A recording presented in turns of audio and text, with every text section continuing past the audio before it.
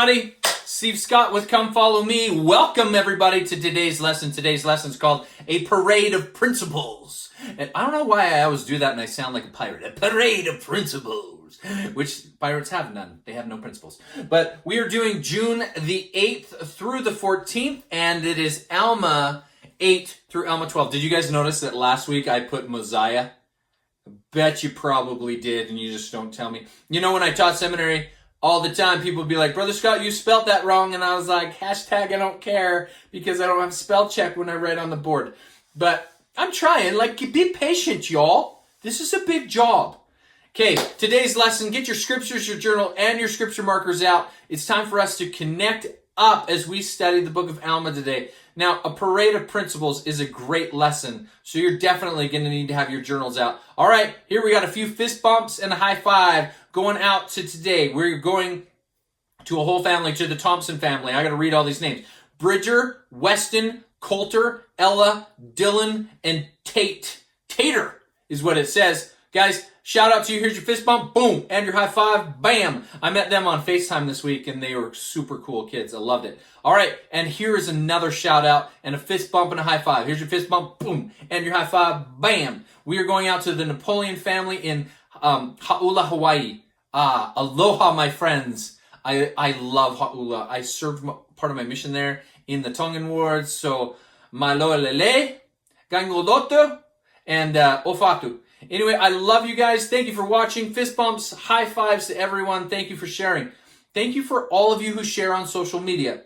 Thank you. I appreciate it more than you know. I appreciate all the new messages and the people who are watching. Thank you for sharing that, because it's the only way that this gets shared is through that. Today, if you need the download for today, would you please check this out at www.thestevescott.com. Go to the download section. I repeat, go to the download section, and there you will find, scroll down, you'll find all the lessons that we've done throughout the year, and there you'll find the download. Perfect. Are you guys ready for today?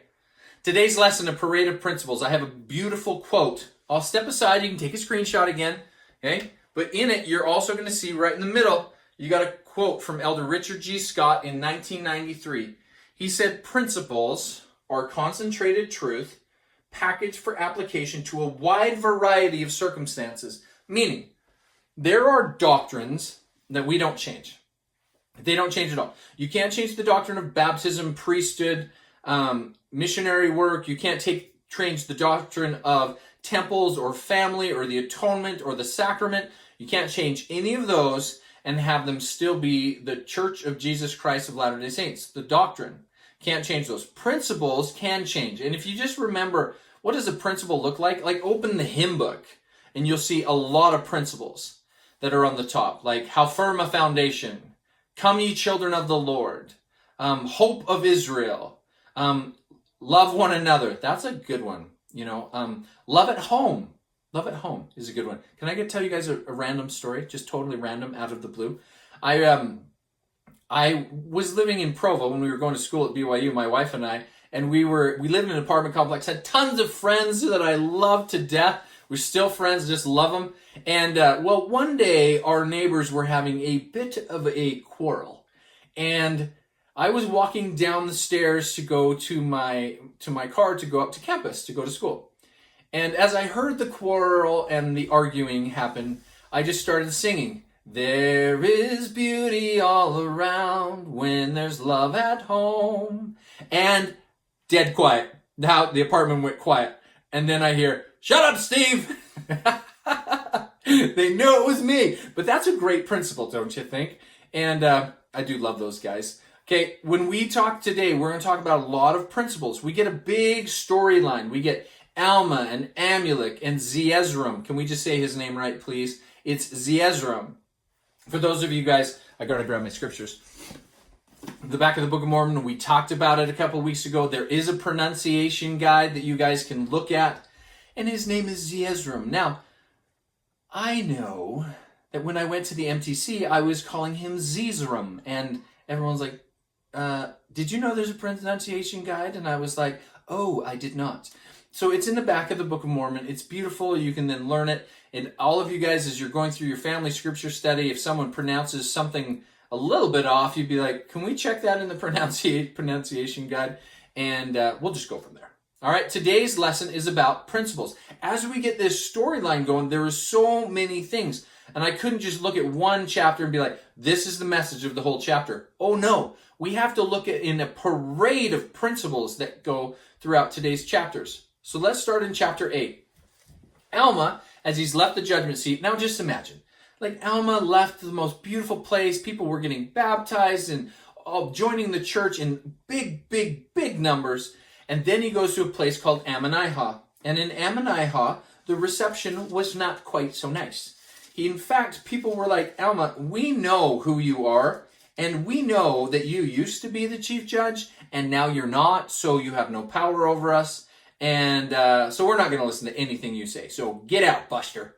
And we had like this whole principle, like tons of principles throughout this whole chapter that I want to look at. So here, I had a whole pile of them.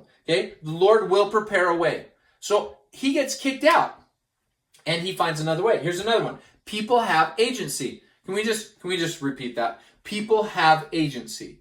I get asked all the time by parents and by people to be like, how do I get my son or daughter to do this? How do I get people to... I'm like, you can't get anyone to do anything without them choosing to do it. And at least have it stick. Like, we do not force. Force was a plan in the pre-existent state that you and I fought against.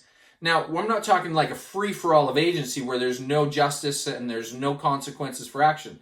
I'm talking about when I choose something. So the people in this chapter, they didn't choose Alma, they didn't choose Christ. And they're going to pay the consequences later, okay? Next one. If at first you don't succeed, try another way. And the last one is make it speedy. So let's just look at this one. Alma in chapter 8, Satan had got a great hold on the people. So maybe I'll look at this one first. Look in verse 11.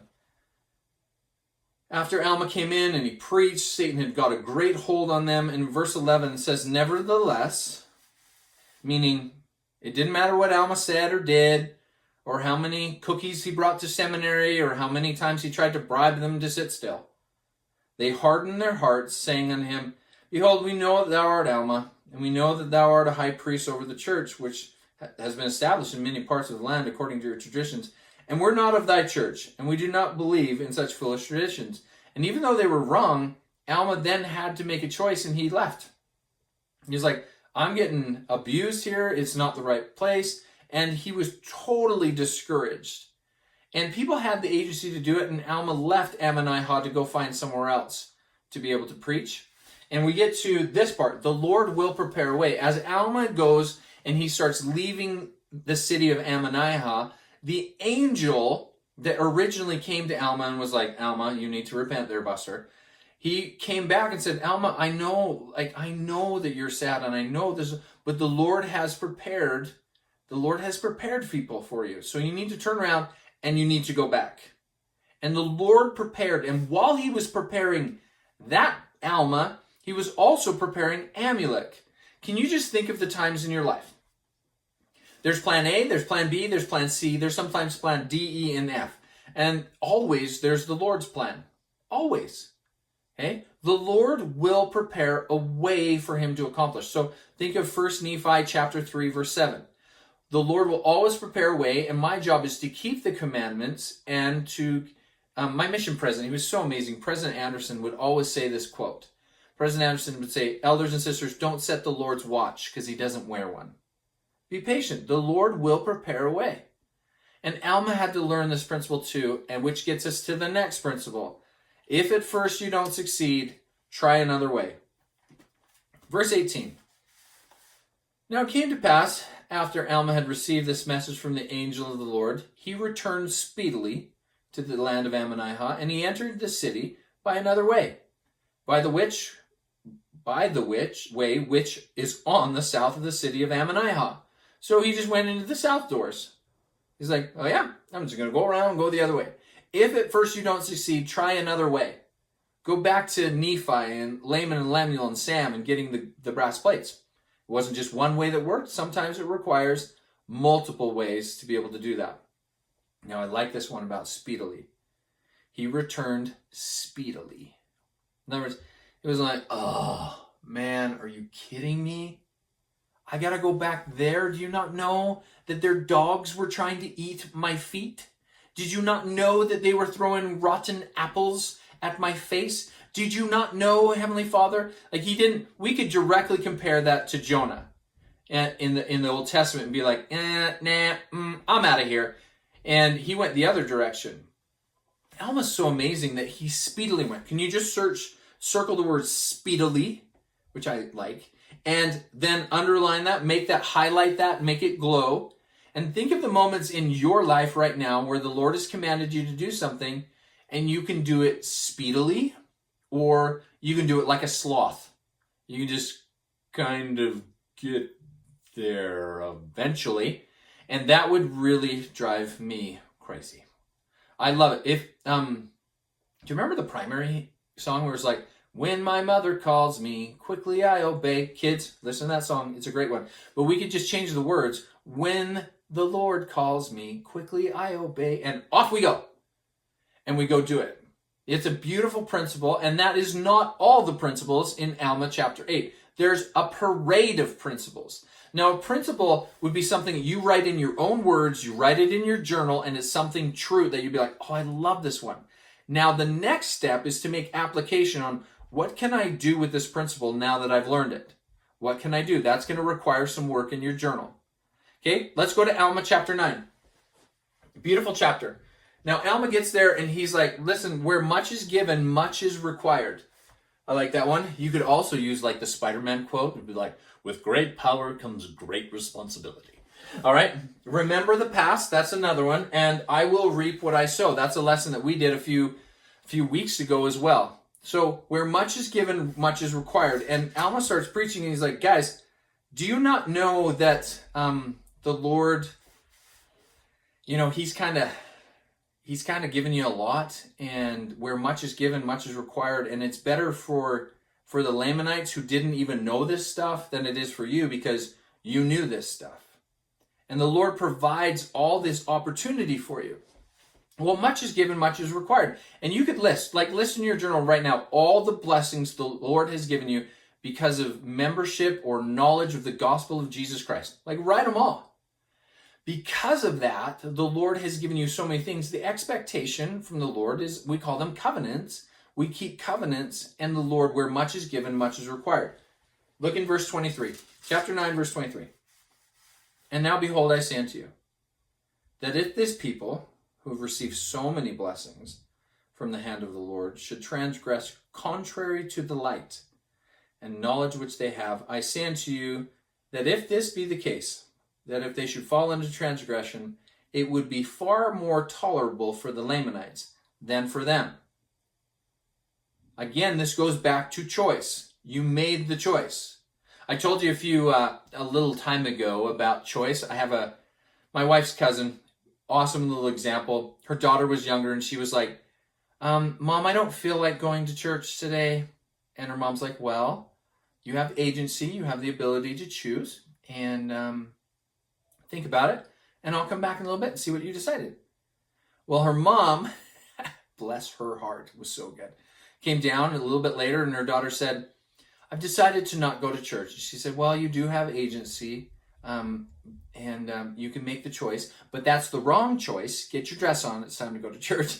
I love that one. It's amazing to be able to look at the power of agency, but with great blessings, okay, where much is given, much is required. Now, Alma also teaches them to remember the past. It is important for us to look back and say, look at all the blessings that the Lord has already given us. That's why in your journal it would be important to list all of the blessings. All the blessings of your family, all the blessings that have been given, all the good things that have come in your life as a result. Look back.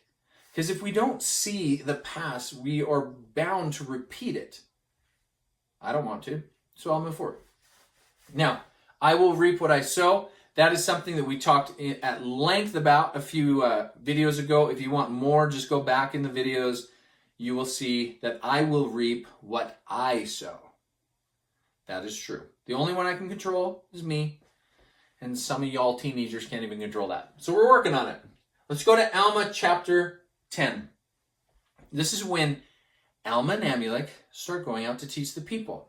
Now, this is a fun one, because in Alma chapter 10, Alma starts teaching, and everyone's there again. They're like, what are you doing back here, Alma? Like, why are you here? We just kicked you out once. We're going to kick you out again.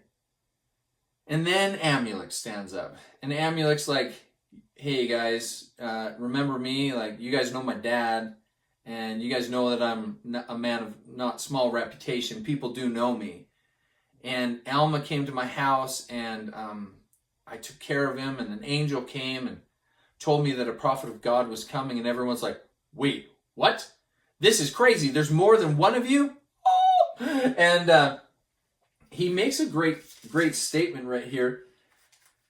And he said, can we look in verse 5? It says, nevertheless, after all this, I never had known much of the ways of the Lord, and his mysteries and marvelous power. I said never known much of these things, but behold, I mistake. For I have seen much of the mysteries and his marvelous power, yea, even in the preservation of the lives of this people. So he was able to look back and be like, I didn't think I saw his hand, but when I look back, I do. Nevertheless, I did harden my heart, for I was called many times, and I would not hear. Therefore I knew concerning these things, yet I would not know. Therefore I went on rebelling against God. Right here, here's the principle. Am I hearing the call? Am I hearing the call?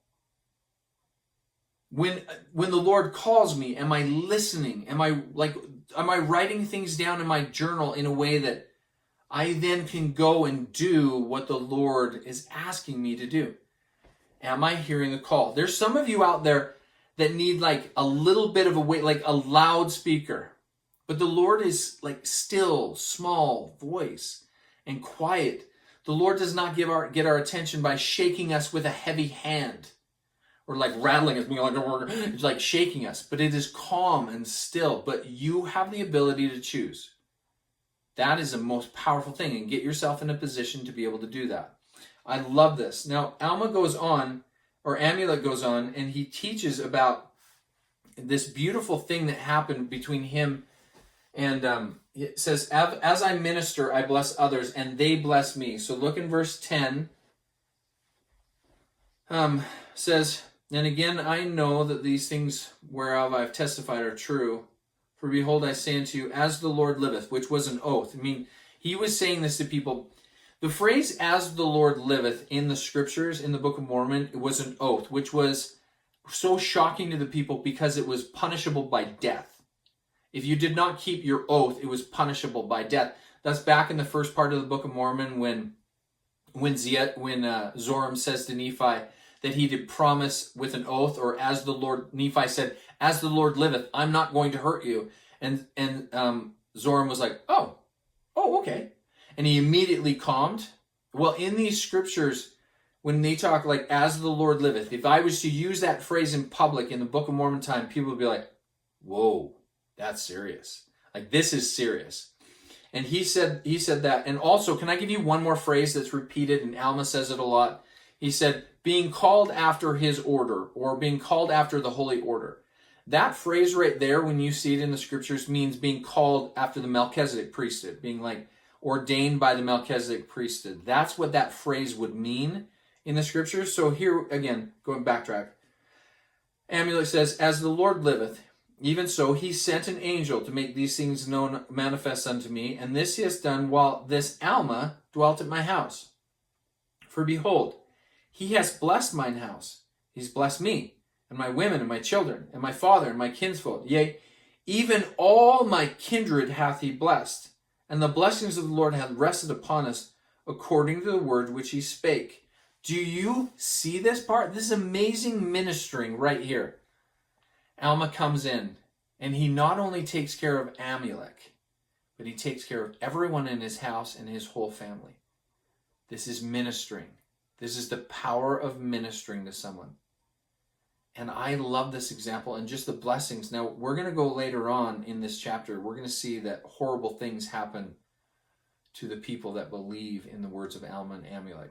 I have no doubt but to think that some of these were the people that he ministered to right here. Think of your ministering families, the people that you can minister to, the people that you can help. In what ways could you serve and uplift and strengthen them? I remember again, while I was in Provo going to school, there was a man, he was our neighbor, his name was Harold. And Harold was kind of grumpy, and he would sit out in his garage and he would do mechanics, like he'd work on his cars and what other mechanics. And we would, they had like these separate garages that people could rent with their apartment, and I was assigned to be Harold's home teacher.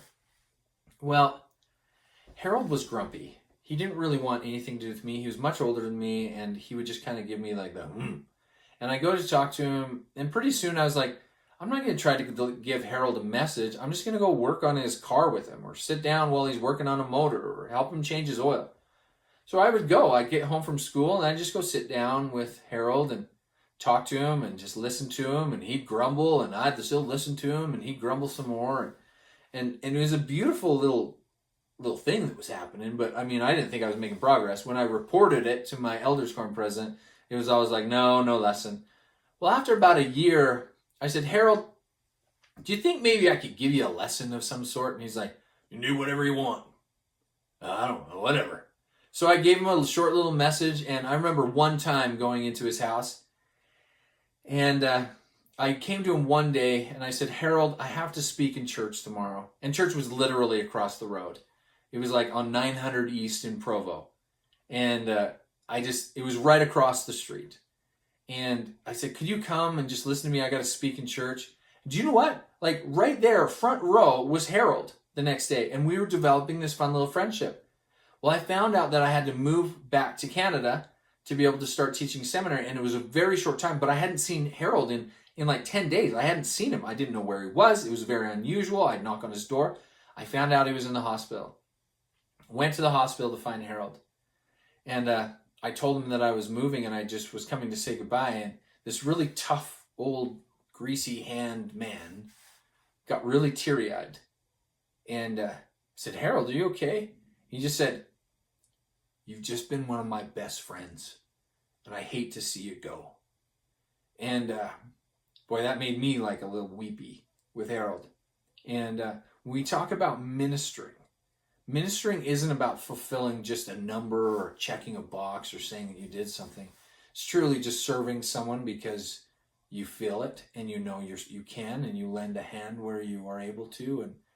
And my minister right now came to me one time and he said, hey, I have all these boys. And I said, this was last year. He said, what can I do for your family? And I said, you know what the best thing you could do would be? Just go watch my boys' basketball game. Just go and he was like, that's it? And I was like, they would just love that if you did that. And sure enough, he went and watched their basketball game. And then after the game, he took them out for ice cream. And the boys came home and they're like, Randy took us out for ice cream. Did you know that, Dad? Like, he came to our game. He took us, meant the world to those boys. Ministering doesn't always look like we're sitting in the house giving a lesson, or even like on a video where it's all like perfect service. It means something.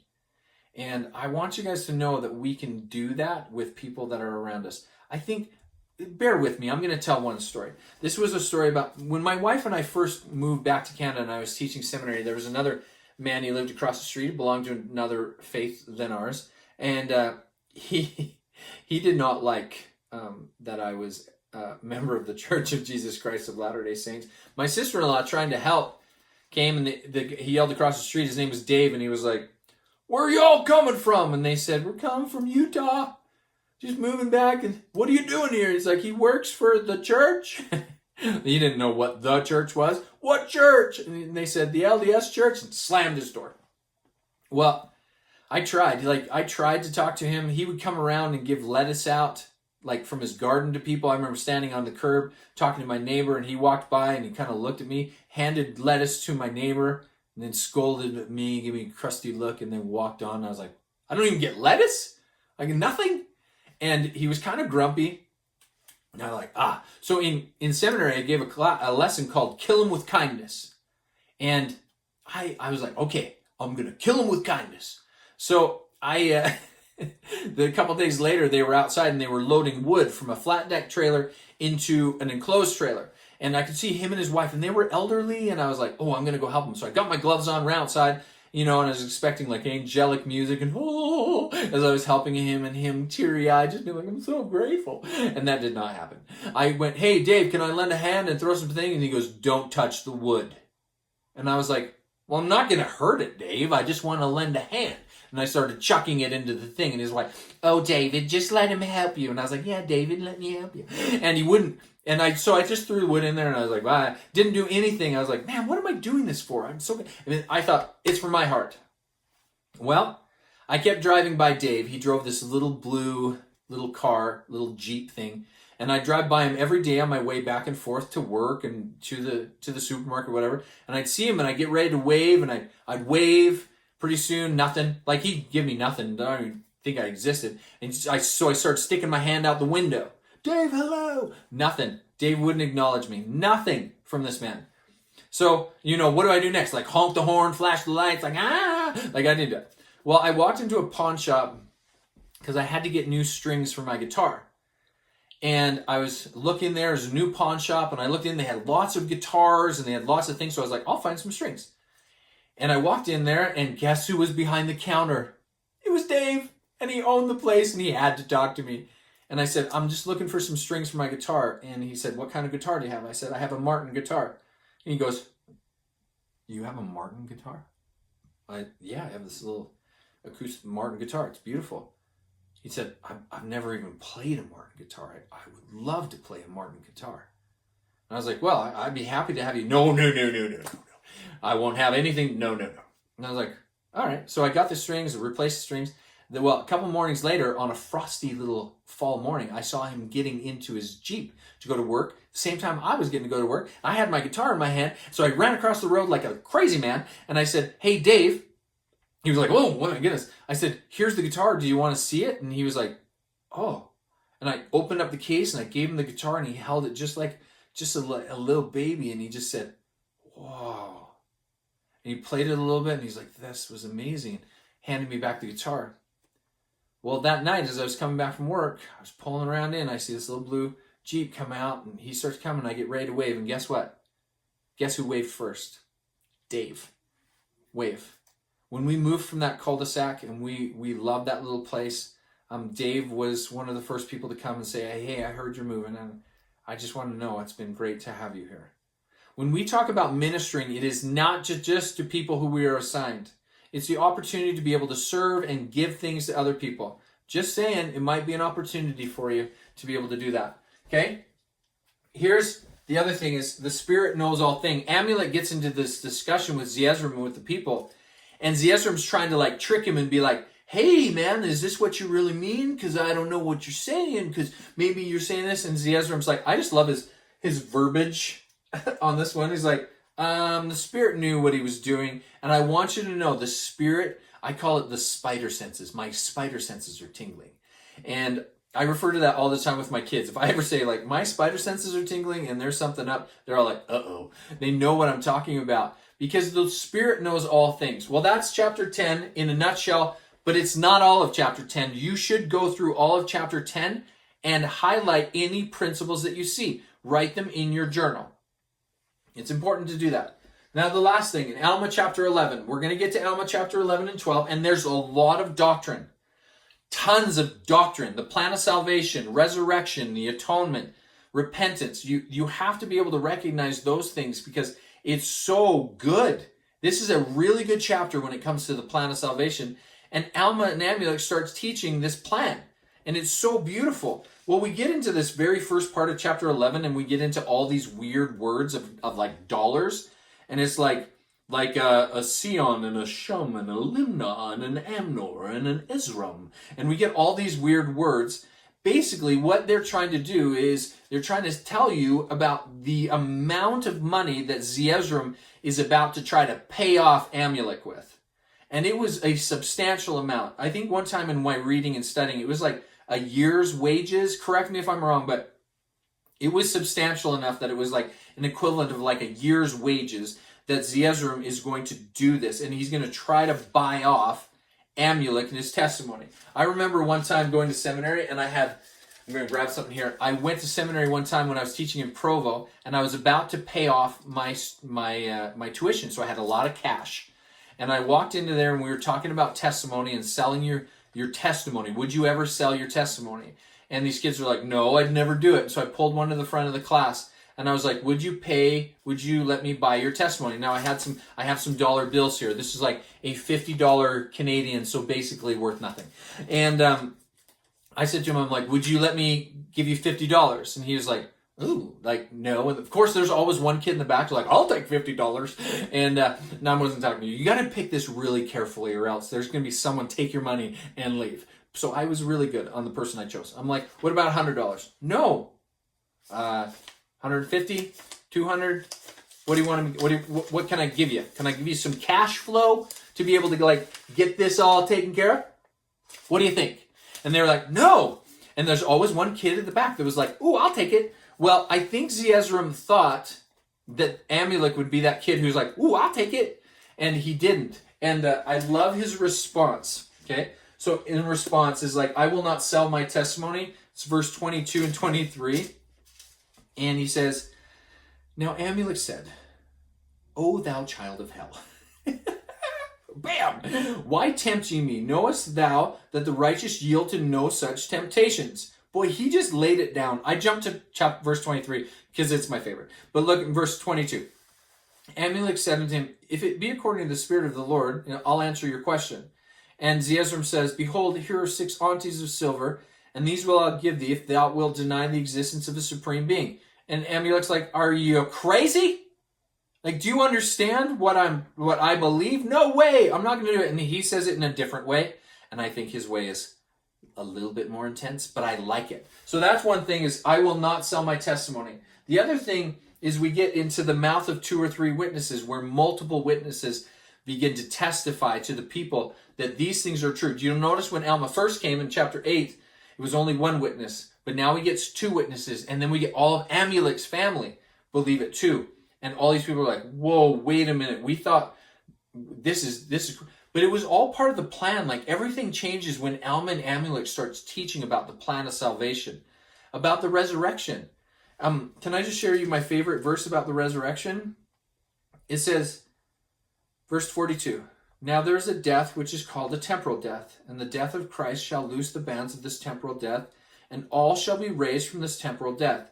The spirit and the body shall be reunited again in its perfect form. Both limb and joint shall be restored to its proper frame, even as we now are at this time, when we shall be brought to stand before God, knowing as we know now, and have a bright recollection of all our guilt. Now this restoration shall come to all, both old and young, both bond and free, both male and female, both wicked and the righteous. And even there shall not so much as a hair of their heads, some of y'all who are bald, you guys are excited about that, the whole thing. But everything shall be restored to its perfect frame, even as it is now, or in the body, and shall be brought to be arraigned before the bar of Christ the Son, and God the Father, and the Holy Spirit, which is one eternal God, to be judged according to their works, whether they be good, whether they be evil. The resurrection is real. It's amazing. And they taught it so clearly, the doctrine of the resurrection. Now, my friends, I love all of these. It's a parade of principles in these chapters in the Book of Mormon. Would you please go through, and I want you to highlight and write down as many principles as you can find. Get them, highlight them, underline them, write them in your journal. Share with them in your groups that you're studying with, your family in your Come Follow Me groups. If you're with other families and you're studying Come Follow Me together, it's a brilliant time to just share a principle with each other. Be like, oh, guys, this one's really good. And explain why you like it and how it applies to how you're living now. That is an important thing. Guys, this is the end of our video for today. Thank you for everyone who's watching. I love all of you who are watching from around the world, and for all of you who share. Of course, all of you who wait to the end, the few of the faithful that I love, would you please write, what's our word of the week? Our word of the week this week is speedy. Speedily is the word. Because Alma in the beginning, he speedily did this. Would you please give this video a thumbs up? Give it a share on social media. Share it with friends and family. And of course, until I see you next time, I just love you to death and I love you. Bye.